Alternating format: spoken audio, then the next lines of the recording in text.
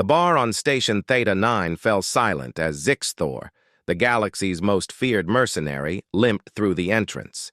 His chitinous armor bore scorch marks, and one of his 4 arms hung limp at his side. The towering Krath warrior, who had single-handedly decimated entire battalions, looked broken. Camilla looked up from her drink, her dark eyes assessing the situation with practiced calm. Beside her, Caspian leaned back in his chair, his expression unreadable. They'd been on the station for 3 days, waiting for their ship's repairs to complete. "That's Zixthor," someone whispered. "What could have done that to him?" The mercenary collapsed into a chair near the human's table, his mandibles clicking in what the translator rendered as exhausted breathing.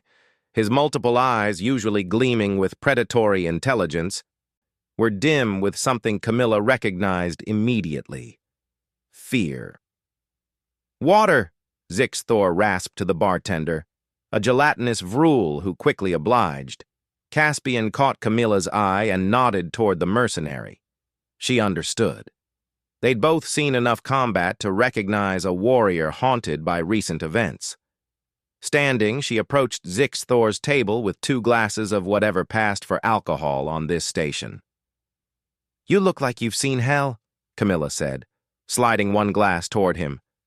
Zixthor's eyes focused on her, then widened in recognition, not of her specifically, but of her species. "Human," he breathed, the word carrying unexpected weight. "That's right," Caspian said, joining them. "You want to talk about it?" For a long moment, the mercenary simply stared at them. Then, as if a dam had broken, words poured out. "I took a contract. Simple job," they said. A human colony on the outer rim had defaulted on debts to the consortium.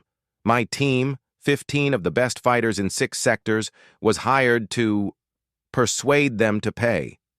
Camilla's expression hardened. "Let me guess. It didn't go as planned." Zixthor's laugh was bitter. "We'd fought Krath warlords, Zentari death squads, even a rogue AI collective. We feared nothing." He paused, mandibles trembling. The colony was small. 300 humans, mostly farmers and miners. We thought it would be easy. Show force, make an example, collect payment. "But you made them angry," Caspian said quietly.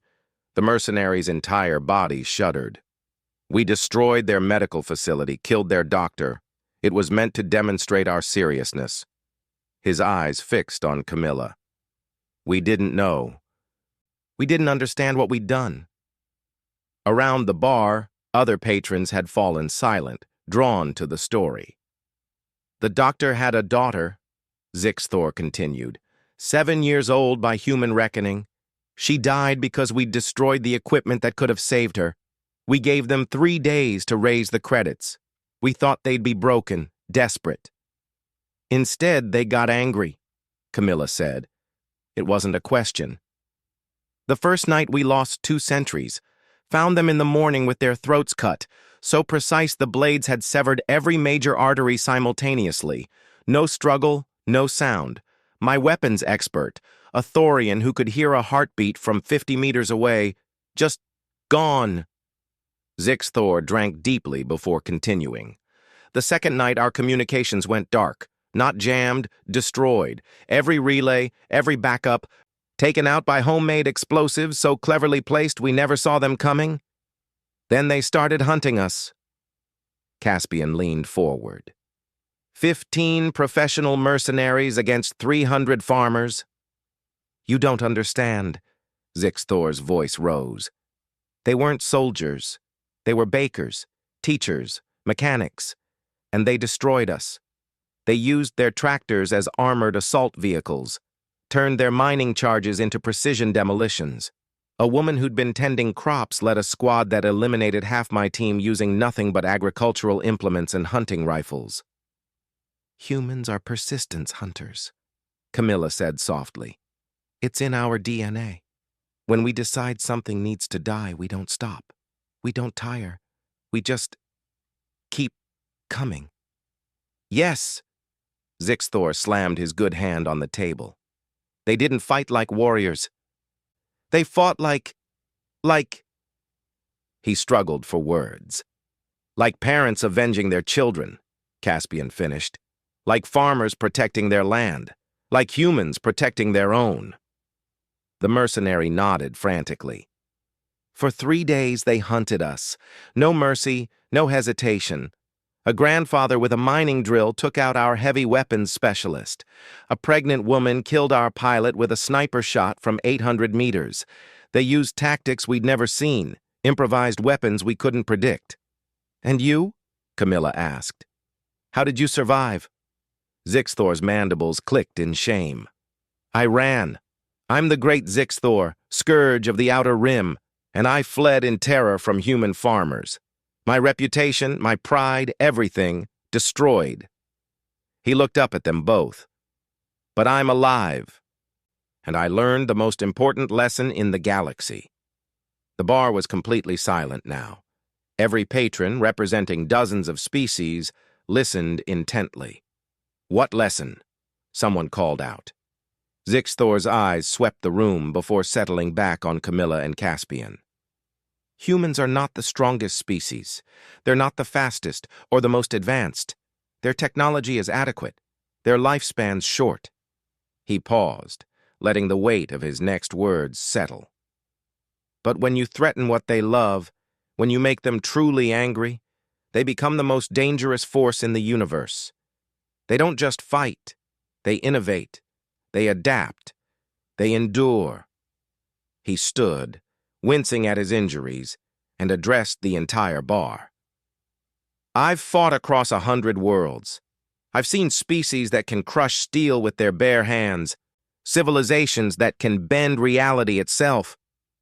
But I tell you now, as someone who barely escaped with his life, never, ever make humans angry. Because they won't kill you out of instinct or programming. They'll do it with purpose, with creativity, with a stubbornness that defies logic. Camilla raised her glass. We're generally peaceful, actually. We prefer diplomacy, cooperation, trade. Most humans will go out of their way to avoid violence.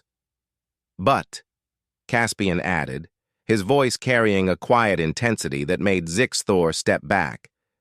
We remember what was done to us, and we remember who did it. The mercenary nodded slowly. I'm leaving the business, opening a restaurant on Proxima Station. Perhaps I'll call it the Peaceful Human. He managed a weak approximation of humor. And I'm spreading the word to every mercenary, every pirate, every would-be conqueror I know. What word? Asked the Vrul bartender. Zixthor looked once more at Camilla and Caspian, these two unassuming humans who embodied everything he'd learned. That humans will give you every chance for peace. They'll negotiate, compromise, forgive. But if you cross the line, if you threaten their families, their homes, their children, you won't be fighting an army. You'll be fighting an entire species' history of survival against impossible odds. And you will lose. As Zixthor limped toward the exit, Caspian called after him. Hey, mercenary, when you open that restaurant, we might stop by. The Kraith warrior paused, then clicked his mandibles in what might have been relief or respect. You'd be welcome. I make excellent Terran coffee now. Learned the recipe from colonists. After he left, the bar slowly returned to its normal noise level, though many eyes remained on the two humans.